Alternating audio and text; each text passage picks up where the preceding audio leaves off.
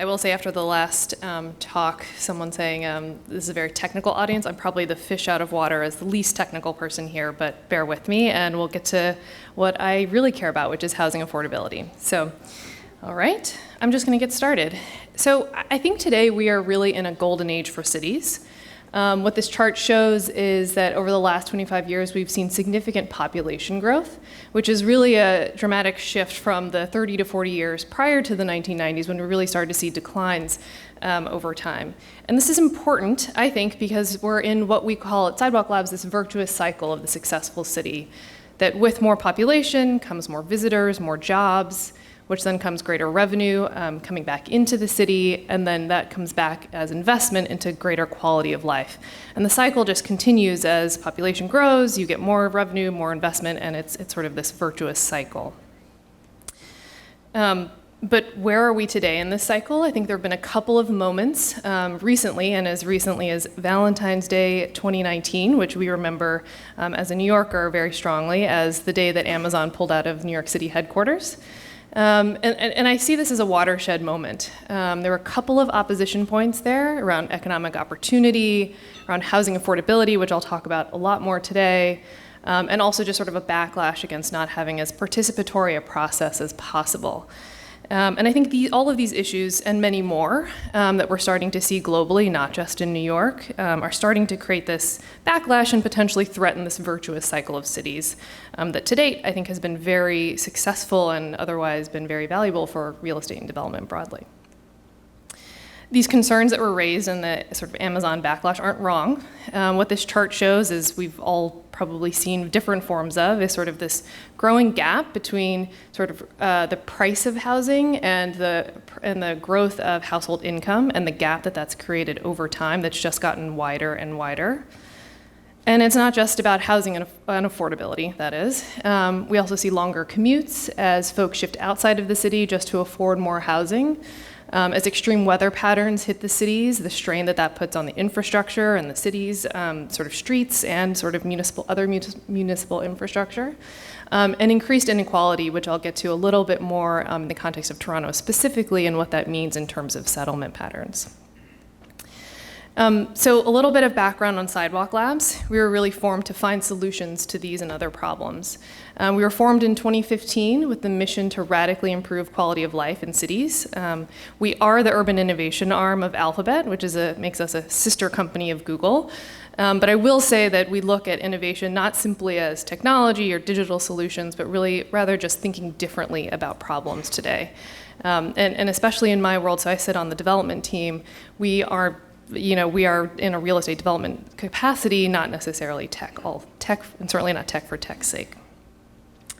So a little bit about how we're structured.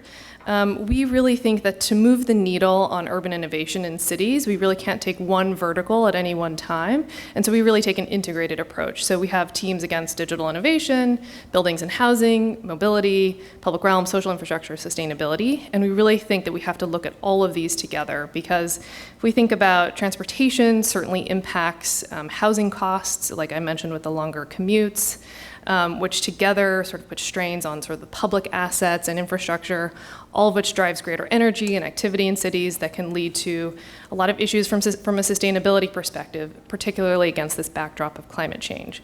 So we are really looking at this against all dimensions here. I'll talk today about a lot of our thoughts on housing affordability, but I will say that as many of you might know, we released our proposal for Toronto Tomorrow, which is our master innovation and development plan for the Eastern Waterfront. And so some of these ideas will come from here, but some of them will also be a bit different and new. But about Toronto Tomorrow, so this was our big plan that reflected 18 months of work, engaged with 21,000 Torontonians to really think about what inclusive growth could look like for the waterfront. But the ideas in that, while extremely tailored for Toronto, were really meant to be a global blueprint for what urban innovation and the future of cities could look like. Okay, so that was just a bit of context to sort of set up where I'm coming from today, and I'll talk a lot about our housing affordability toolkit. So much like Sidewalk itself, which is across all of these different dimensions, we're really looking at housing affordability from an integrated way across construction, design, financial, and program innovation. And I have to say, so while I come from Sidewalk, I do not come from our buildings innovation team, so I will do my best to sort of represent that team's work from a factory perspective, but I think a lot of the talks earlier today got to a lot of that as well. All right, so we know that rising development costs have led to a lot of housing affordability challenges. I think we're seeing that reflected in smaller unit sizes and other ways that we seek to eke out profits from development. But in particular, I think the unpredictability of sourcing, particularly around concrete and steel, has led to a lot of these rising costs and challenges. And so what Sidewalk Labs is proposing to do in partnership with others is develop an off-site tall timber factory that would produce a kit of parts that would allow us to really rethink sort of the construction methodology from the ground up. I think Craig talked a lot about this in the context of Katerra as well. And so this is nothing new, but I think the tall timber focus is a bit different for us, particularly here in North America. And what we think can be possible with this really elaborate kit of parts is thinking through really striking designs. And we've done a lot of work with architects and engineers to start to develop what these could look like and think through the renderings of those. So why is this important? I think we can accelerate construction speeds and conservatively by up to 35%.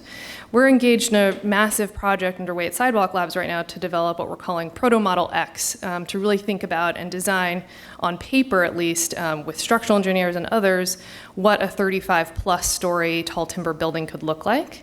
We've been doing fire tests in state-of-the-art facilities to ensure that the fire resistance is up to snuff as great as concrete and steel. And we're also, of course, focused on the speed of construction, that through the lighter weight sort of materials and also our new cleat technology that can really assemble on site faster, we're able to sort of eke out these timelines that will be really impactful for the development process. And from a housing perspective, I think this is incredibly important because as we think about what gets developed today, it's often high-end luxury units, which are just imperative in order to sort of get the returns and sort of cost certainty that we're looking for. But ideally, the role of factory construction can help us think a little bit differently about the housing choice that comes out of this. So a little bit about our supply chain. We're really thinking about this all the way back from how we can harvest sustainably from local forests, getting us to what the role of sawmills is and sort of developing and contributing to the CLT and glulam beans that we're looking to produce, down to the manufacturing and the production of this kit of parts that we think can be impactful for newfangled designs, that is.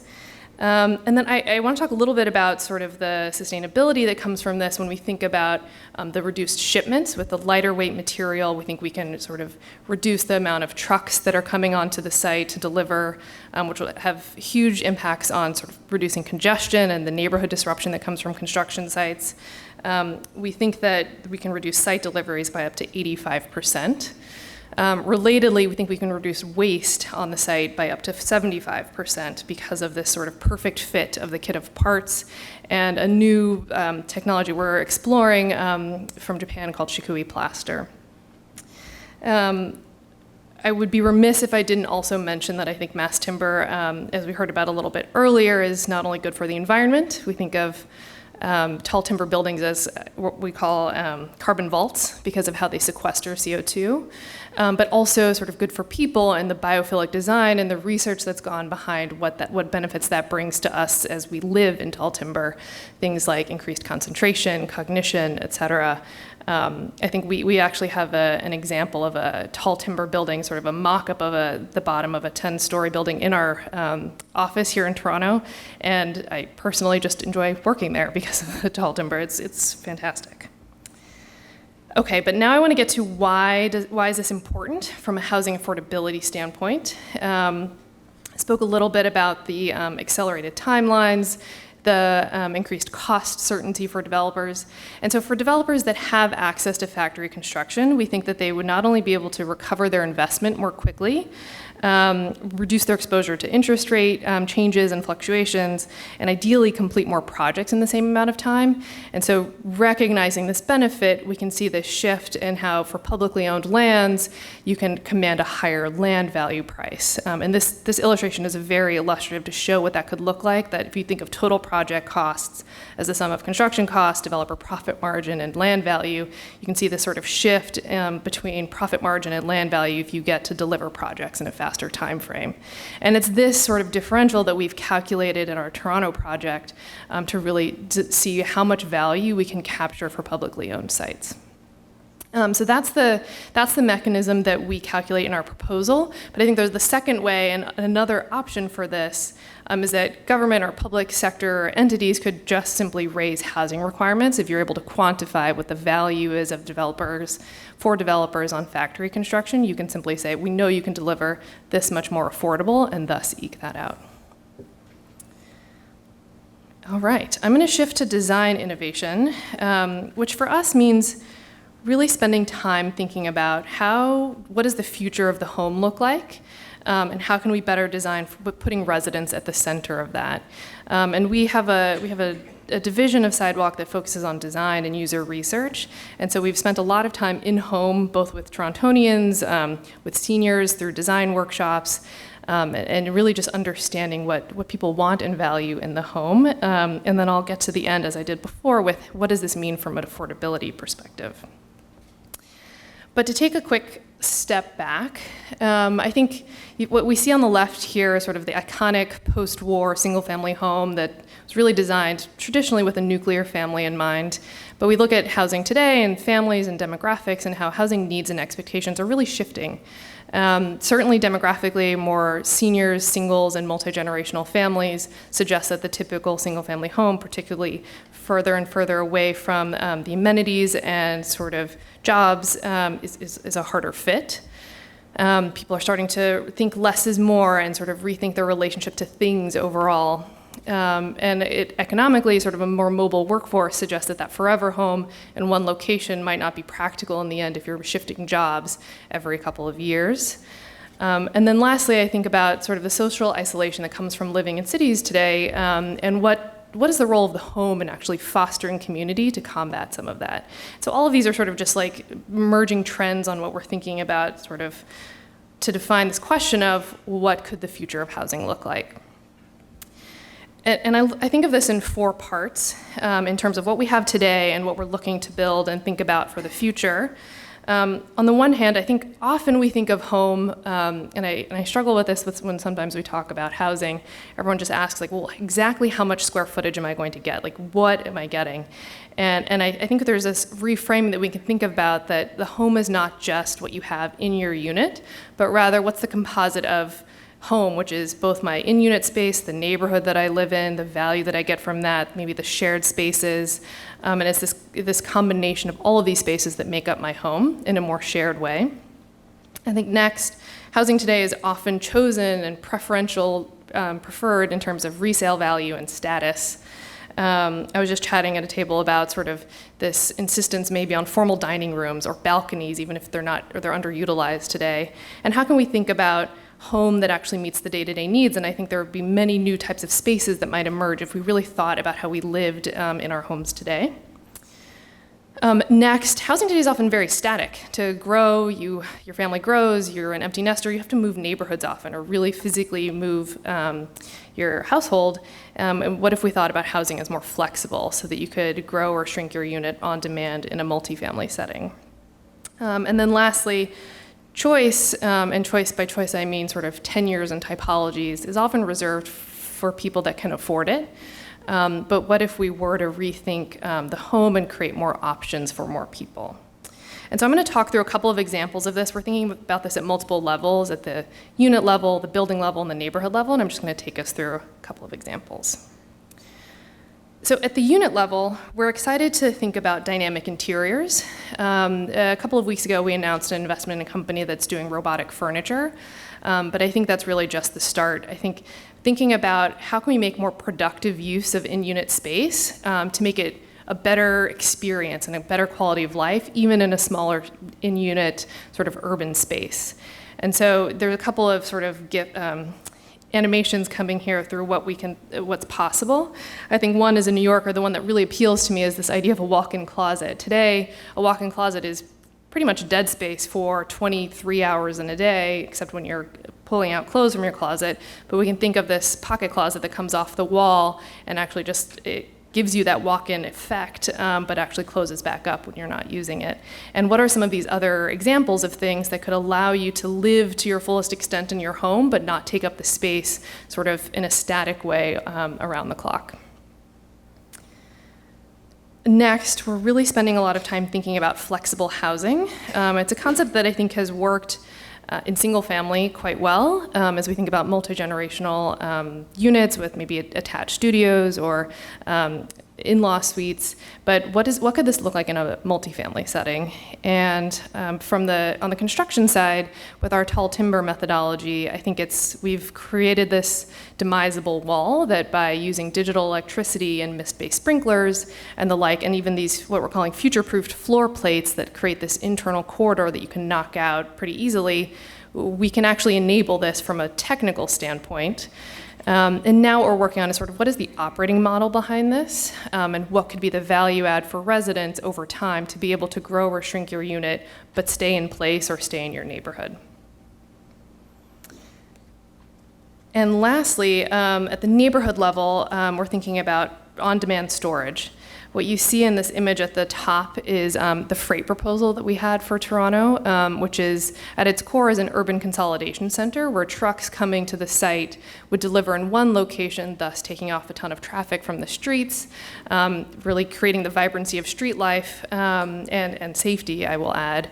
But we're also thinking about what does that mean for the homes and for the residents who live in the buildings? And could you repurpose those robotic dollies that could go and deliver products and things straight to your unit? From an affordability perspective, we can think about storing some of those seasonal goods, like maybe your skis or the wok that you use once a quarter, and storing that more cheaply off-site, but getting it on demand in a way that you could still have an interface and see your things in their storage facility sort of 24 hours a day. And what would that mean for our relationship to things and being able to live a better, more lightweight life in dense urban centers? So getting back to what are these sort of fun, funky, robotic things mean for affordability? At its core, it's really about living in slightly smaller spaces, but enhancing quality of life. I think we know that markets today are starting to shrink units, both in multifamily and single-family settings. But there's less focus placed on what does it mean to actually improve quality of life in these settings. And so we at Sidewalk Labs are thinking about this at both the project level and the unit level. So at the project level, this chart here shows how we quantified the value of what we're calling affordability by design at the Toronto project.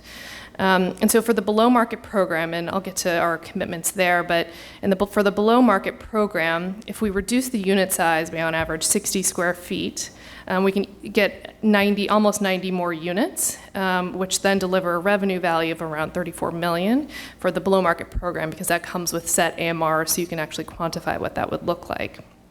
And we're thinking about how do you, in this way, actually returning that value to residents, not just shrinking units and sort of assuming that will create natural affordability. On the flip side, at the unit level, it does create natural affordability. I'm just not so bullish on this one. But at the unit level, we can think about if you're reducing square footage, you would, of course, reduce the all-in monthly costs in a direct way, and indirectly deliver benefits to residents in the form of more flexible and more shared space at the same time. I think particularly if we think about how affordability by design is actually a better fit for families and for residents living in the units, because this meets sort of the new future of housing sort of needs and expectations, then this could be incredibly powerful. All right, on the financial innovation side, and for both of these, for financial and program innovation, I am going to dock in a little bit more to our Toronto project because it's easier to talk about these in specific contexts, but I do think on the financial innovation side, this has lessons that go broader than just Toronto. So we've probably all felt some of the reverberations of this, but homeownership is increasingly out of reach across North America. So in the US, I think it takes about 14 years to save for that 20% down payment on a median-priced home. In Canada, we see sort of the age cohort that's getting harder and harder for millennials to own housing as prices continue to rise. And going back to my point around sort of what does the future of the home look like, I'm not entirely convinced that homeownership is the only way to have tenure on a home, but it's certainly an indicator of pricing and unaffordability in the market. So one of the ideas that we proposed in our Toronto Tomorrow project was this idea of a new shared ownership model. Shared equity products in general aren't new, but what we propose here is that this concept of buy what you can, so lower your ownership or equity stake up front, which would in turn lower your down payment. This chart here shows the comparison between a traditional ownership and what our shared ownership model could mean in terms of lowering that down payment cost, which is often the hardest hurdle for new homeowners.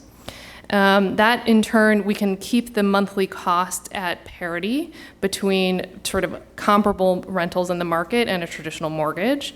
And then on the back end, of course, with a lower equity stake, you're going to not sort of capture the full upside upon resale. But I would also like to say that as someone who lived through 2008, you also sort of are insulated from downside as well.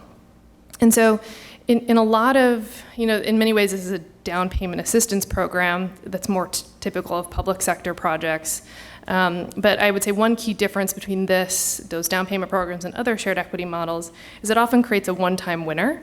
What we propose instead, though, is that a nonprofit really manages this, and that would therefore keep the affordability of the unit over the long term, not just for that one sort of family or household that then resells and it goes back to the market. So that solution is one example of a financial innovation tool at the resident level. We're also thinking about this in terms of how can we deliver more project value from an overall project level. So what you see here is, I think the typical affordable housing project requires this cross-subsidy with a fairly sizable sort of high-end luxury tranche of condo or high-end multifamily in order to make the economics work of an affordable project, or the affordable units, that is. And what we're trying to do, both in our Toronto project and elsewhere, is create a truly mixed income program with this incredible strata of income levels, including 40% below market. But that, of course, is very, very challenging to do. And so what we tried to look at was how can we create new sources of funding on the private side to supplement and help public sector goals for creating more affordable housing. I've talked through two of our biggest sources. I think factory construction and the value that can deliver for public sector and for government is huge and one of our biggest levers.